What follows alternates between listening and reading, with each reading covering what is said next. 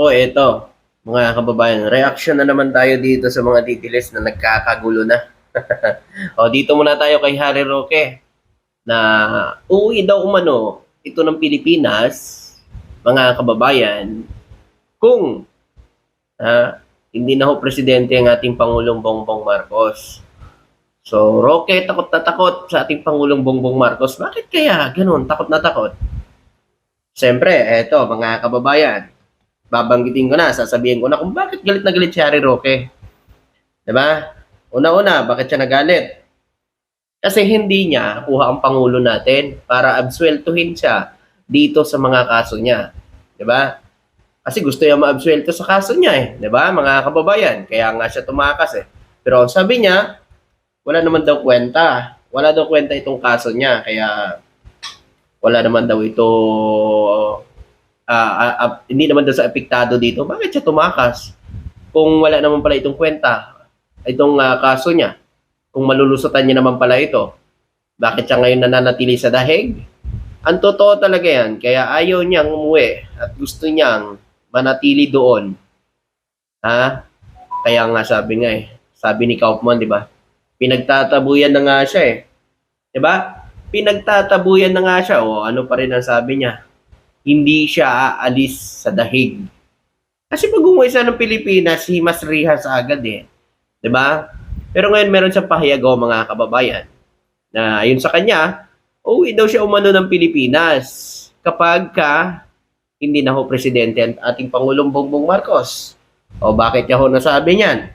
Si una-una sa lahat, sino po ba ang gumawa ng mga peking video? Sino po ba ang naglabas ng pulburonic video? 'Di ba siya? Sino po ang nagpapakalat ng mga bangag-bangag? Adik si PBBM, di ba siya? O, lahat to kasi yon. Pag uwi niya dito sa Pilipinas, hihingiin sa kanya yun. Di ba? Kakasuhan siya ng NBI. Di ba? Sa pagpapakalat niya ng fake news. O, kaya ayaw niya umuwi ng Pilipinas hanggat si PBBM ang presidente. Kasi wala naman hong ginagawang Pangulo sa kanya. Siya na naman ang gumagawa ng ikakasama niya. Kumbaga siya ang gumagawa ng kasalanan niya. Hindi ho ang Pangulo. 'Di ba? Siya naman nagpakalat ng peking video eh. 'Di ba? O ito, pakinggan natin yung sabi niya. Pero uuwi po ako kapag natigil na po ang rehimeng Marcos Jr. Wow, rehime. So, ginagaya mo na yung mga nagrarally ngayon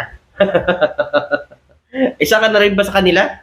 Kaso wala eh. Galit na galit yung mga nagrarally sa'yo eh. Baka pag nakita ka nila dyan, nakasama ka nila eh, dumugin ka pa.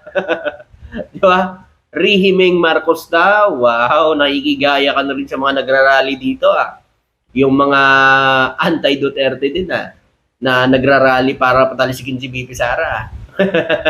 Rehimeng Marcos. Grabe So, ano sabi mo? Ulitin natin. Ano sabi niya? Pero uuwi po ako kapag natigil na po ang rehimeng Marcos Jr. na obviously po wala sa tamang pag-iisip. Wow! Wala daw sa tamang pag-iisip po ang Pangulo natin. Siya daw ang may tamang pag-iisip. Ba't ka nakasuhan kung tamang pag-iisip mo? Kung tama yung pamamalakad yun dati. Ba't ka ngayon may kaso? Matino ang pag-iisip mo. Kung ikaw ay matino ang pag-iisip mo, bakit yan may kaso? Diba? Bakit ka tumatakas? Kung yan naman pala ay walang silbi din naman pala yung kaso sa'yo. Sa'yo sabi mo sa'yo eh. Diba? Sabi mo walang saysay. Diba? O ba't ka tumatakas? Ba't hindi mo harapin? Yan, si BBM sasabihin mo, wala sa matinong pag-iisip. Wow, tapos ikaw may matinong pag-iisip. Ang galing ito yung nagsasabi na ito yung nagsasabi na sabing adik bangag ang ating Pangulo at wala sa katinuan. Pero mga kababayan, tingnan nyo naman siya. Sino po ba ngayon yung may kaso? 'Di ba? Na tumatakas. 'Di ba siya? Tuloy natin. Wala sa tamang pag-iisip at desidido po na manatili sa kapangyarihan panghabang buhay. So, desidido daw po si BBM na manatili sa pwesto habang buhay. Kaya si Harry Roque, hanggat hindi napapauwi sa Pilipinas, habang buhay din po gante.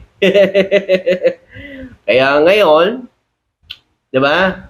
Kasi eto ho mga kababayan. Eto, nung una, di ba? Nung hindi pa tumakas yan si Harry Roque, yung nagrarally pa sila dyan sa EDSA. Ang sabi nila, so daw 3 weeks na lang, 1 week na lang, 1 buwan na lang, si Pangulong Bongbong Marcos, mapapatalsik na, papalitan na ni Bibi Sara. Di ba? Yan ang lagi nilang sinasabi. Ngayon, hindi nangyari. Ngayon na naman, ano na naman ito, Harry Roque? Sinasabi niya naman, siyempre, malamang mga kababayan, hinihikayat ni Harry Roque na makinig etong mga ralista sa kanila para kumampi sa kanila. Diba? Kasi pinapalabaso nila dito na hindi daw umano bababa ang Pangulo, mananatili pa rin sa pwesto. By 2028, mga kababayan, hindi ho bababa ang ating Pangulo sa pwesto.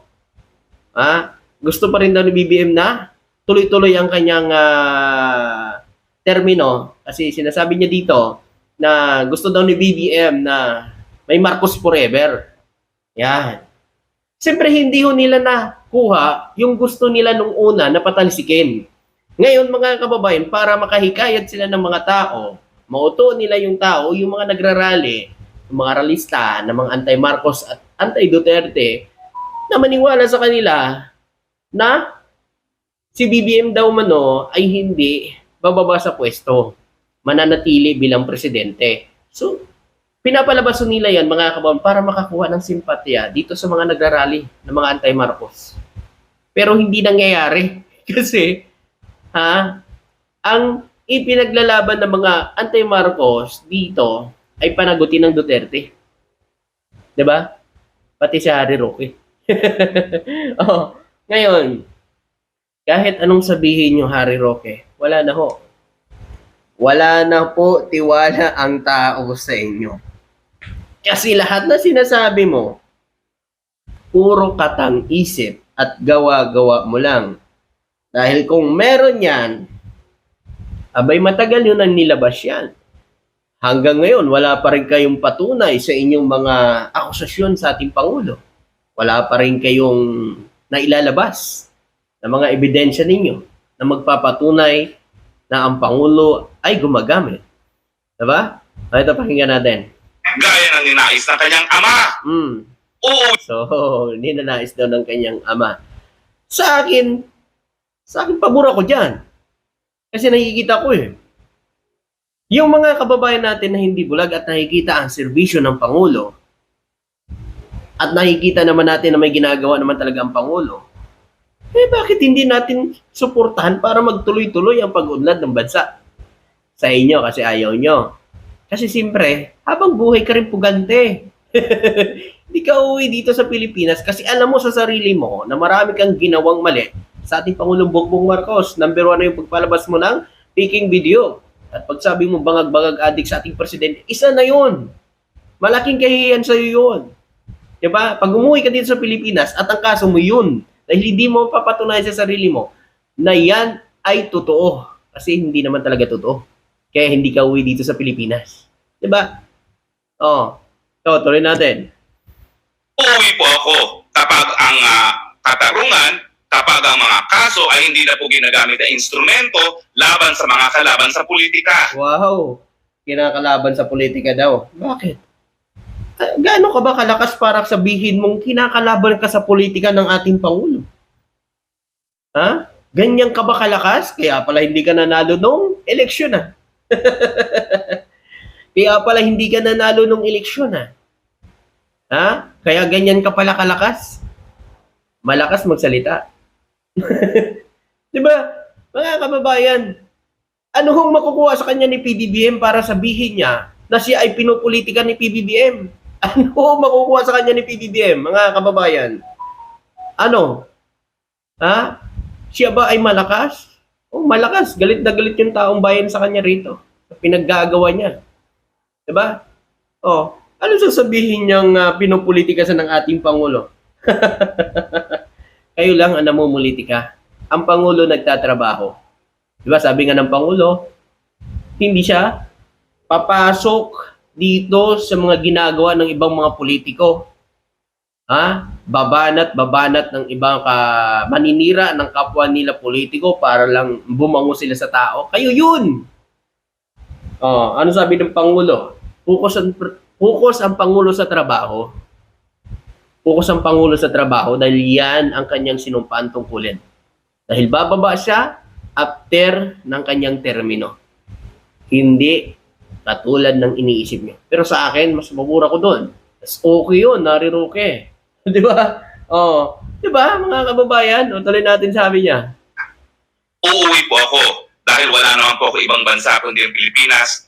So, uwi ka talaga. Kahit, alam naman natin lahat, yung asylum mo, hindi naman talaga approve, pero pinapalabas mo kung ano-ano para hindi ka magmukhang katanga-tanga sa mga followers mo.